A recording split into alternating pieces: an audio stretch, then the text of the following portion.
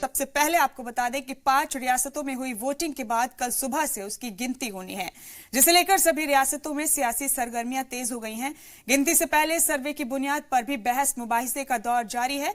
इस बीच तेलंगाना में कांग्रेस लीडरान ने रियासती गवर्नर से मुलाकात कर नताइज के बाद आईनी फैसला लेने की अपील की।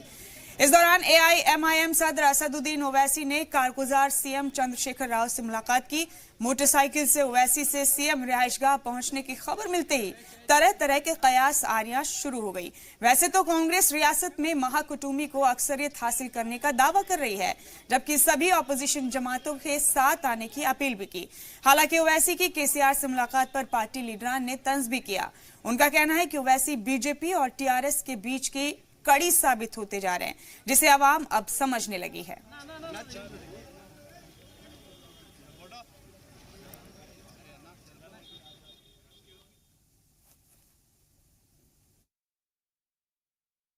अगर कांग्रेस पार्टी ऐसा कह रही है तो उनको बताना चाहिए कि मुझसे किसने बात की।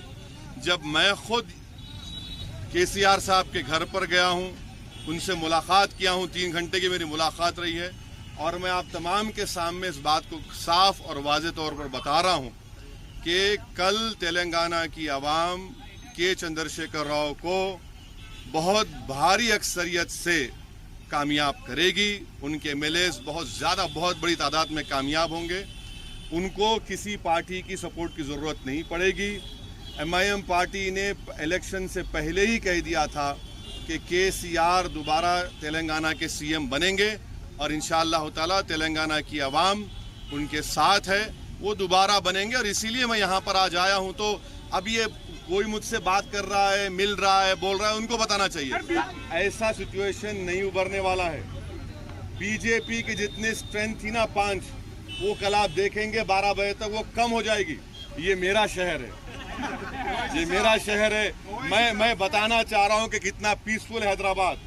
जो लोग हमारे को भगाना चाह रहे थे, जो लोग हमारी गर्दन काटना चाह रहे थे, उनको बताना चाह रहे, देखो कितना अच्छा मौसम है हैदराबाद में। और ये मौसम गाड़ी और मोटरसाइकिल का मौसम है। ये मुलाकात हम पहले से बोल रहे हैं, एमआईएम पहले से टीआरएस को मदद कर रहा। साथ ही साथ हम पहले से बोल रहे हैं टीआरएस का रुख बीजेपी के तरफ है। नरेंद्र मोदी से वादा करके आए कि आप अर्ली इलेक्शन लगाएंगे, हम आपको मदद करेंगे केंद्र में, पार्लियामेंट में। ये तो वो दोनों का समझौता। हम पहले से इलेक्शन कैंपेन में हर डे 1 से बोल रहे, देखो भाई टीआरएस को डालेंगे तो बीजेपी के झोली में गिरेगा, नरेंद्र मोदी के झोली में गिरेगा। अब केसीआर दो तरफ भी गेम कर रहा, उधर बीजेपी के साथ है, इधर एमआईएम के साथ है। एमआईएम वाले भी कल लास्ट इलेक्शन में कांग्रेस के साथ थे।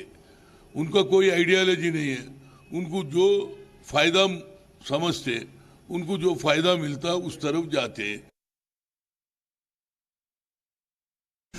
So we are meeting Governor with all our alliance partners with a representation stating that we have a pre-election alliance, and tomorrow after the results, whatever the result we are going to get, the number of seats we win, the governor has to treat that as one single party because it is a pre-poll alliance.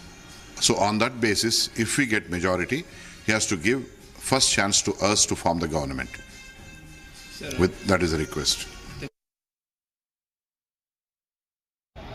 The realistic figures, ground level reports, impartial reports indicates that the People's Front will get in a clear majority to form the government. I don't foresee, I was totally involved in Karnataka elections. I'm not foreseeing such an situation here in Telangana. The parties which were claiming, बाप बोलता है 100 के ऊपर आएगा, जब बाप से सवा शेर बोले तो सवा शेर बोल के बेटा कहता है कि 115 तक मिल जाएगा हमको। अब बेटी बोलती है मैं कुछ कम खाया क्या, 120 सीट आती बोलती है, वो भूल जाती है कि 119 सीट्स ही है। ये सबको देखने के बाद उनका ब्रदर इन लॉ है हरीश राव जी, वो कहता है 125 सीट जीतेगा। मुझे समझ में नहीं आ रहा है, जब 100 ऊपर जब जीत रहे हैं तो आप एक तरफ से ओवैसी जी साहब से बात कर रहे हो, दूसरी तरफ से बीजेपी के साथ बातचीत कर रहा हूँ, तो इससे लगता है कि टीआरएस और केसीआर को डर उनके चेहरे पे लग रहा है, हारने का डर लग रहा है। हमें पूरा विश्वास है, हमें लग रहा है कि कांग्रेस का जो फेवरेबल राजस्थान से लेके राजस्थान, मध्य प्रदेश, छत्तीसगढ़ भी हमें बगल में आता है तेलंगाना के, तो सारी राज्यों में कांग्रेस का ही और कांग्रेस पक्ष पार्टियों का सरकार बनने का पूरा उपेक्षा है और पूरी विश्वास है। जो आगे आएगा उनसे हम हाथ मिलाने के लिए दिल्ली में एक बैठक हो रही है, उसमें एमआईएम को सोचना चाहिए बीजेपी के खिलाफ लड़ने वाले पार्टियों से मिलना है और बीजेपी के साथ पर्दे के पीछे प्यार करने वाली टीआरएस पार्टी से मिलना है, उनको तय करना है। और इस पूरे मामले पर बात करने के लिए हैदराबाद में मौजूद है हमारे नुमाइंदे मीर अली बाकरी, उनका रुख करेंगे यहाँ पर। मीर अली, तेलंगाना की तस्वीर के लिहाज से अगर हम बात करें तो ओवैसी ने के चंद्रशेखर राव से मुलाकात करके सीधे तौर पर यह कहा है कि चंद्रशेखर राव एक बार फिर से हुकूमत बना रहे हैं। इतने भरोसे की वजह, और फिर कांग्रेस ने राज्यपाल से मुलाकात की है कि आप कोई भी फैसला लें तो आईनी फैसला लें हुकूमत साजी में। ज्यादा अपडेट्स क्या है मीर अली आपके पास?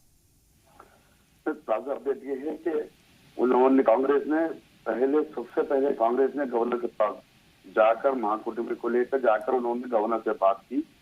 किसी की भी अगर हज असेंबली आती, देखिए लग ये रहा है कि हज असेंबली की तैयारी हो रही है, आ रही है शायद, क्योंकि हज असेंबली को लेकर इन लोगों दोनों जमात टीआरएस और कांग्रेस बीजेपी में ये बात चल रही है कि हज असेंबली आ सकती है।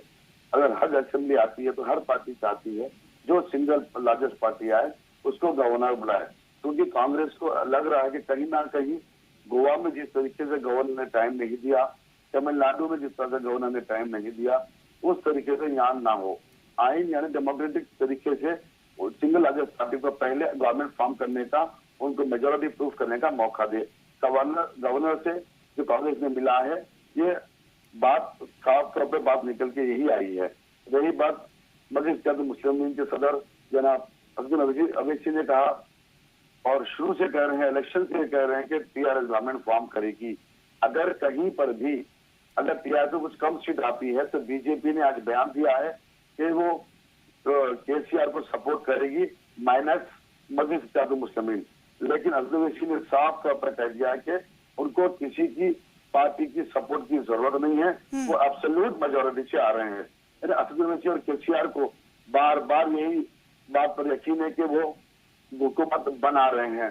अगर कहीं कुछ शॉर्ट ऑफ सीट हो जाए तो वो टेरेस के साथ एमएलए के जीतेंगे, उसको सपोर्ट करेंगे।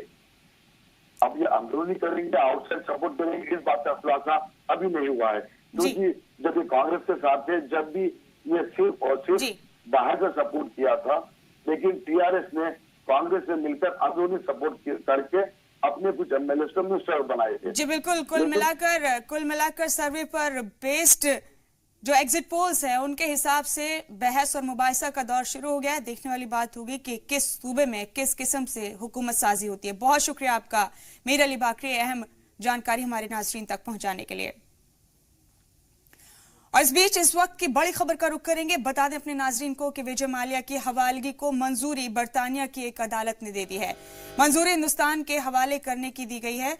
हुक्म सीबीआई ने कोर्ट के फैसले का खैर मकदम किया है।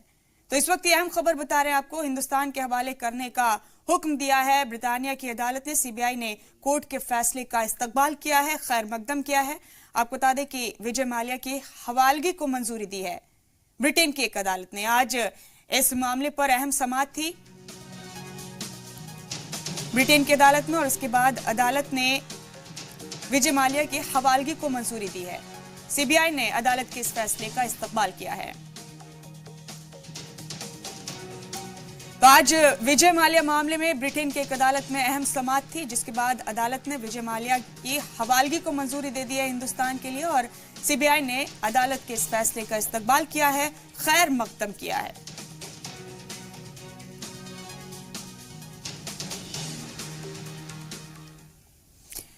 5 रियासतों के इंतखाबी नताइज आने से पहले ऑपोजिशन ने फिर मुत्तहिद होना शुरू कर दिया है। ये कसरत 2019 के लिए अजीम इत्तेहाद बनाने की है, जो पिछले 6 महीने में कई बार बनते बनते बिगड़ती दिखी है।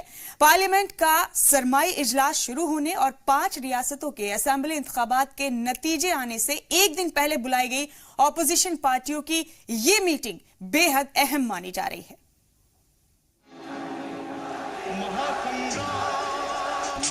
कुर्सी का और फिर कौन बनेगा करोड़पति। इसको ये ज्ञान नहीं है कि चने का पौधा होता है कि चने का पेड़ होता है। महासंग्राम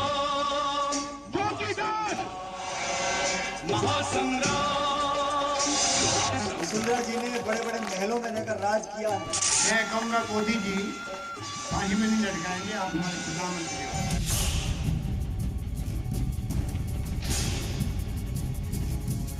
5 रियासतों के असेंबली इंतखाबात को लेकर एग्जिट पोल में जो नतीजे आए हैं, उनसे ऑपोजिशन खेमा काफी खुश है। इसी वजह से लोकसभा इंतखाबात 2019 को जहन में रखकर ऑपोजिशन पार्टियां दिल्ली में साथ आई हैं।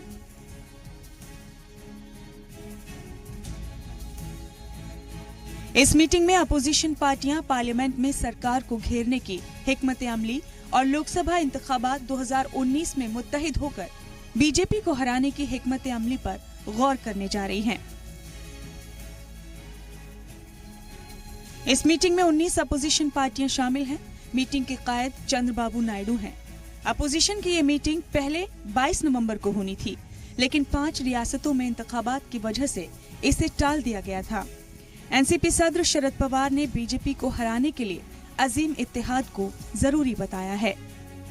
बीजेपी सोडून इतर प्रमुख पक्षांची बैठक बोलवलेली आहे आणि आमचा प्रयत्न आहे की राज्यामध्ये शक्यतो विविध राजकीय पक्षांच्या ऐक्याचा प्रयत्न करायचा आणि सत्ताधारी पक्षाला सत्तेपासून दूर करायचा। See, we are confident that all the opposition leaders will start meeting and discussing the way forward for this country, because the people of this country want these opposition leaders to meet.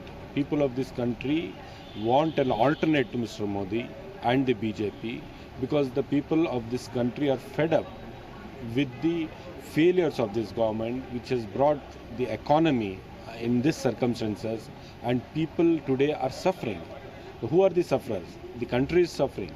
The people of this country are suffering. So they want a change in the government led by Mr. Modi. They want to bring down the BJP-led government so that a pro-people, progressive government which is committed to unity and integrity of this country takes charge in 2019. इधर BJP leader Kailash Vijayvargiya ने अजीम इत्तेहाद पर तंज कसा है। उन्होंने कहा कि ये कोशिश तो ठीक है, लेकिन अपोजिशन के लीडर पहले ये तो तय कर लें कि अजीम इत्तेहाद का लीडर कौन है। नहीं, अच्छा है जी, महागठबंधन का प्रयास हो रहा है, पर इसमें अगर ये तय हो जाएगा कि कौन प्रधानमंत्री है तो हम मानेंगे कि हाँ ये महागठबंधन सही है। तो पहले तो ये तय होना चाहिए कि इनका प्रधानमंत्री उम्मीदवार कौन होगा। इस मुलाकात के कई मायने निकाले जा रहे हैं। दरअसल 11 दिसंबर को असेंबली इंतखाबात के नतीजे आएंगे। इस वजह से ये मुलाकात और अहम हो जाती है, क्योंकि अगर इंतखाबात के नतीजे कांग्रेस की हिमायत में आते हैं तो लोकसभा इलेक्शन में बीएसपी और एसपी का रुख नर्म पड़ेगा। मुमकिन है कि सबसे ज्यादा सीटों वाले यूपी में कांग्रेस को भी अजीम इत्तेहाद में जगह मिल जाए। साथ ही यूपी के अलावा पूरे मुल्क में कांग्रेस के साथ जुड़ने वाली पार्टियों की तादाद बढ़ेगी। नतीजों से 2 दिन पहले ही तमिलनाडु की डीएमके के सीनियर लीडरान ने सोनिया राहुल से मुलाकात कर इसका इशारा भी दिया है। वहीं आज बिहार में एनडीए के अहम मुआविन उपेंद्र कुशवाहा ने मरकजी काबीना से इस्तीफा दे दिया है। सीट बंटवारे को लेकर कई महीनों से बीजेपी पर दबाव बना रहे कुशवाहा अब अजीम इत्तेहाद के खेमे में आ चुके हैं। एनडीए को बंद करके दूसरे रास्ते जो भी हो सकते हैं, सभी रास्ते खुले हुए हैं। इसमें अकेले लड़ने का भी डिसीजन हमारी पार्टी लेने के लिए स्वतंत्र है। महागठबंधन में जाने की बात भी हो सकती है, एक ऑप्शन यह भी है। और तीसरा ऑप्शन यह भी है कि एक थर्ड फ्रंट हम बनाएं, तो तीनों ऑप्शन अभी हमारे पास है और इन तमाम ऑप्शंस पे हम विचार करेंगे। लेकिन अगर कल के नतीजे वाकई कांग्रेस की झोली में गए तो कई और एनडीए मुआविन भी उपेंद्र कुशवाहा की राह ले सकते हैं।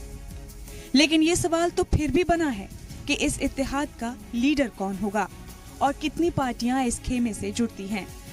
इन नताइज के बाद ही अजीम इत्तेहाद की राह तय होगी। ब्यूरो रिपोर्ट, जी सलाम। कर्नाटक हुकूमत को लेकर मरकजी वजीर प्रकाश जावड़ेकर की पेशेनगोई के खिलाफ कांग्रेस ने मुजाहिरा किया है। इस मौके पर एहतजाजी कारकुनान ने बीजेपी पर साजिश करने का इल्जाम लगाया। उन्होंने कहा कि एक आईनी ओहदे पर फाइज वजीर को ऐसे बयान नहीं देने चाहिए, लेकिन वो अपनी खिसियाहट मिटाने के लिए ऐसा कर रहे हैं। हालांकि इसके जवाब में वजीर आला कुमारस्वामी ने कहा है कि उनकी हुकूमत अपनी मुद्दत-ए-कार पूरा करने जा रही है। बता दें कि इससे पहले भी कांग्रेस और जेडीएस ने बीजेपी पर अपने अरकान को खरीद फरोख्त की कोशिश का इल्जाम लगाया था। हालांकि बीजेपी इससे इंकार करती रही, लेकिन 5 रियासतों में चल रहे इंतखाबी माहौल में जावड़ेकर के नए पेशेनगोई से रियासत में एक बार फिर सियासी माहौल गरमाने लगा है। Regarding the BJP leaders who have given statements regarding the fall of this collaboration government, that we've been seeing that they have been trying to fall off this government, the collaboration government, and they're spending hundreds of crores. They've given open statements telling that they are ready to give hundreds of crores or whatever to purchase or buy the MLAs illegally, and they are ready to form the government illegally in this way. So that's the reason we are protesting against that. और HIV की लाइल्मी को लेकर कर्नाटक के हुबली से अजीबो गरीब मामला सामने आया है। दरअसल HIV मुतासिर खातून के झील में कूदकर खुदकुशी के बाद गांव वालों ने पूरी झील को ही खाली करा दिया। हुबली जिले के गांव में HIV मुतासिर खातून ने 1 हफ्ते पहले झील में कूदकर खुदकुशी कर ली थी, जिसके बाद उसके पानी को लेकर लोगों में तरह तरह की बातें फैलने लगी। कुछ लोगों का यहां तक कहना था कि झील के पानी से लोगों को एड्स हो सकता है। इस बात से परेशान लोगों ने पहले इलाके की सबसे बड़ी झील को खाली करवाया और अब उसे दोबारा भरने की फिराक में लगे हैं। हालांकि इस अमल के लिए इंतजामिया ने गांव वालों के समझाने की खूब कोशिश की, लेकिन गांव वालों के सामने उनकी एक नहीं चल पाई। Dharwad district, Mora village, Taluk Naulgun, today one patient of suspected HIV has committed suicide in the lake, and people have started to remove the water from the lake and also stopped using the water from the lake. This is totally unscientific, as HIV does not spread through water or through food or through the oral route. It usually spreads from the sexual route, through the sexual intercourse most of the times, and sometimes to the blood donation and through the injection needles and syringes through the drug addicts. So people should not do such unscientific things, as it is totally unrelated and unscientific. बढ़ते हैं bulletin में आगे। शायर मशरिक अल्लामा इकबाल की याद में यौम इकबाल मनाया गया। कर्नाटक में मुनक्किद इस तकरीब में मुकर्रिरीन ने उनके पैगामात को आम करने पर जोर दिया। देखिए रिपोर्ट।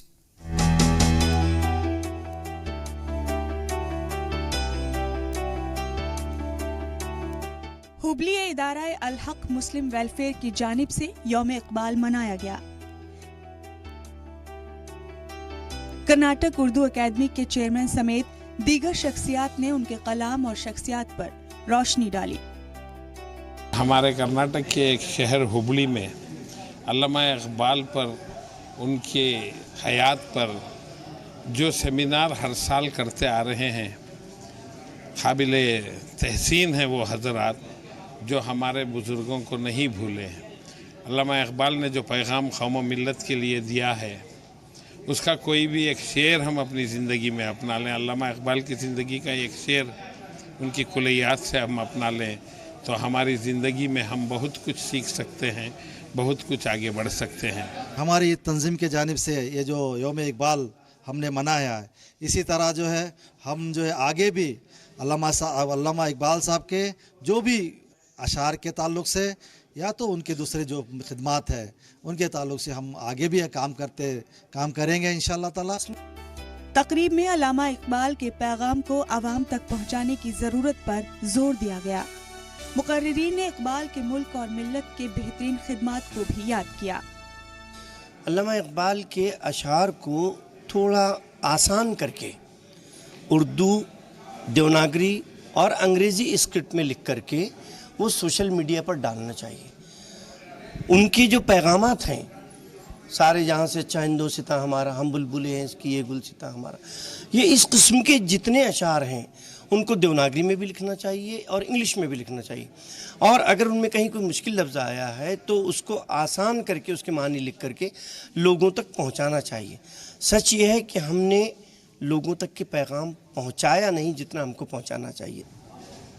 उर्दू अदब को ही नहीं बल्कि दीन इस्लाम को हदीस व कुरान की तर्जुमानी करने वाले इस अजीम शायर मशरिक़ का जो पैगाम है उसे आवाम तक पहुंचाने का जो काम अल्लाह एसोसिएशन ने किया है, और ये बात की ख्वाहिश करता हूं कि हमारी बात यहीं पर न ख़त्म होते हुए दूसरे भी जो शोरा जो अदब व दीन को और ख़ास कर शेर व अदब की दुनिया में जो नुमाया काम अंजाम देते रहें, ऐसे लोगों की याद में हम ऐसे जलसे मुनक़्क़द करते रहें। रियासत में उर्दू का मरकज समझे जाने वाले शहर हुबली में इस जबान की खूब पजीराई हुई। यहाँ के नौजवान आगे भी अदबी मैदान में नुमाया किरदार निभाने का जज्बा रखते हैं, जो आगे भी अल्लामा इकबाल के पैगामात को बिरादरे वतन तक पहुँचाने का काम करेंगे। जी सलाम के लिए हुबली से शाहिद काजी की रिपोर्ट।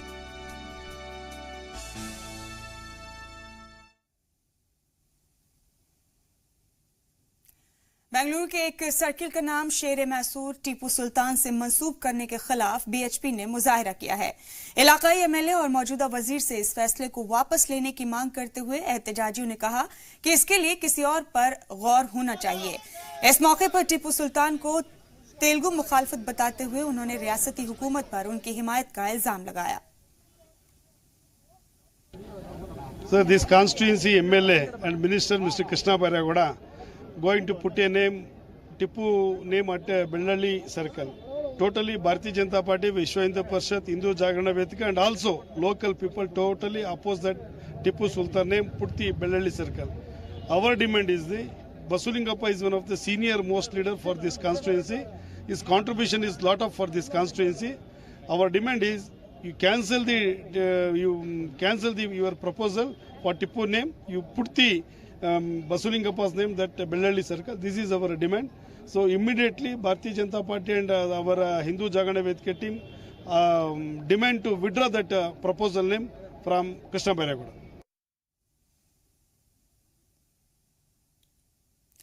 और आपको बता दें कि केरल बीजेपी किसी भी सूरत में सबरीमाला मंदिर का इशू खत्म करना नहीं चाहती। मंदिर और आसपास के इलाके में नाफिज दफा 144 हटाने की मांग को लेकर कारकुनान ने एक बार फिर मुजाहिरा किया है। सैकड़ों ख्वातीन की मौजूदगी में एहतजाजियों ने रियासती हुकूमत पर गैर जरूरी सख्ती का इल्जाम लगाया। मुजाहिरे के दौरान पुलिस और मुजाहिरीन में जमकर नोक-झोंक भी हुई।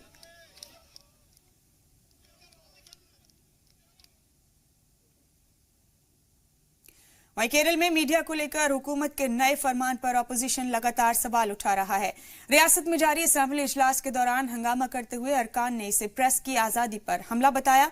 सबरीमाला तनाजे के साथ प्रेस पर जारी नए फरमान से नाराज अपोजिशन जमात कांग्रेस ने सीधे तौर पर वजीर आला को जिम्मेदार ठहराया।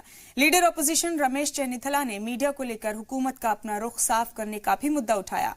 वाज़ेह रहे कि जुमे को रियासती हुकूमत ने मीडिया के लिए नई हिदायत जारी की थी, जिसके मुताबिक कुछ अहम मकामात पर वजीर आला या रियासती वुज़रा से सीधी बात नहीं की जा सकती। अगर उन्हें बात करनी हो तो इसके लिए उन्हें IPRD से इजाजत लेनी होगी, जिसे लेकर मीडिया हल्के में खलबली मची हुई है। वहीं अपोजिशन जमात हुकूमत पर हमलावर हो गई है।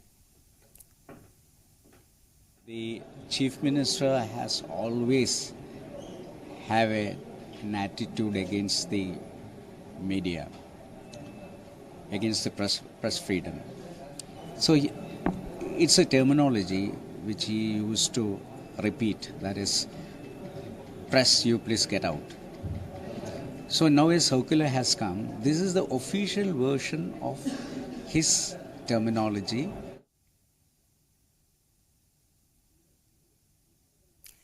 सलाम दक्कन में फिलहाल इतना ही, दीजिए इजाजत, लेकिन तमाम अहम खबरों के लिए आप बने रहिए जी सलाम के साथ।